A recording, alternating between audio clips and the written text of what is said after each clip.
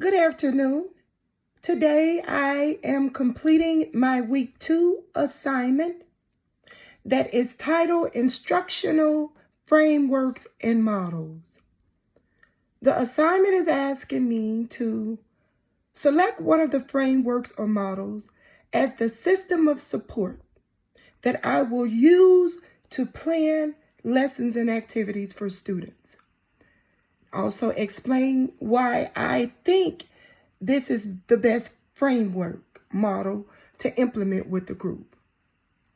I will also be describing an activity that I will implement with a group of students to develop their higher order thinking skills while meeting their diverse need. I will provide explanation of 2 specific strategies and accommodations that I will employ when executing the activities with the students and justify the selection of each. I will describe how I would manage the activity differently in an online hybrid or multi-age classroom environment. I will discuss 2 technologies that I will employ when working with this group of students and explain why I think each will be beneficial to the group. One of the frameworks or models as the system of support I would use to plan lessons and activities for the students is the Universal Design for Learning, UDL. I think it is the best framework model to implement because it works based on the idea that there is no singular approach that is effective for all learners. As such, educators should employ a diverse array of effective and evidence-based techniques to develop a variety of methods for engagement, representation, and action and expression, as cited by Al-Maqdad 2023. In this group of students, each student has different needs. Ryan has Down syndrome and does not read.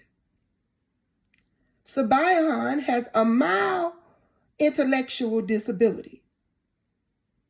And X has dyslexia, and Russell has emotional and behavioral difficulties. As such, using the UDL approach will allow me to use different strategies to support these students' needs and ensure they can all access learning. To develop these students' higher order thinking skills while meeting their diverse needs is a science project for using custom-made icons to identify and classify substances, solids, liquids, or gases. Students will discuss the properties of each substance and justify their classification using visual cues. When comparing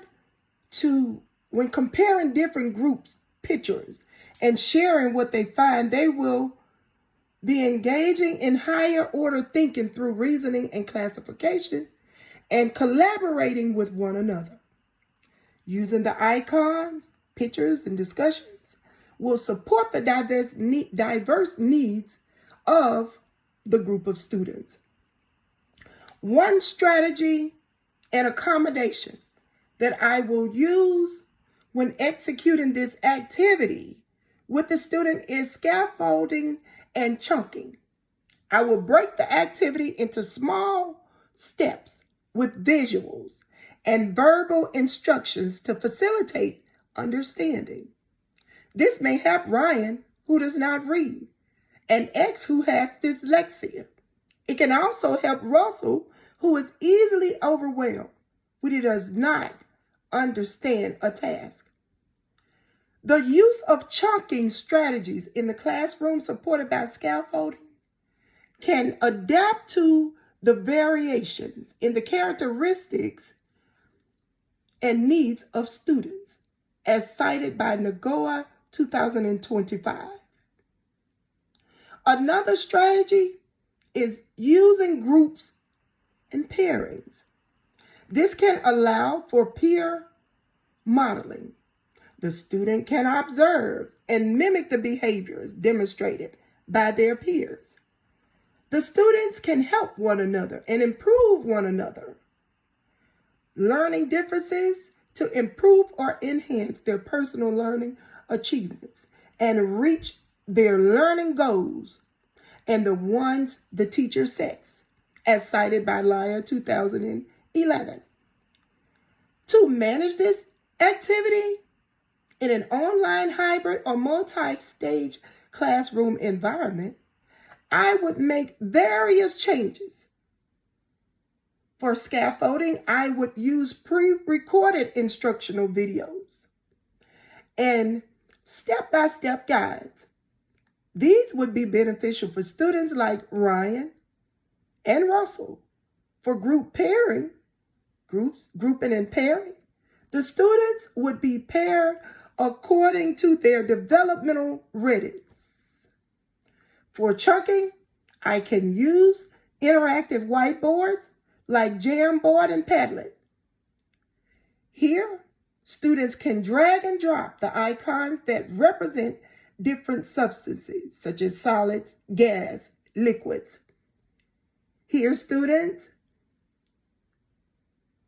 they can drop the icons into the columns that will be labeled.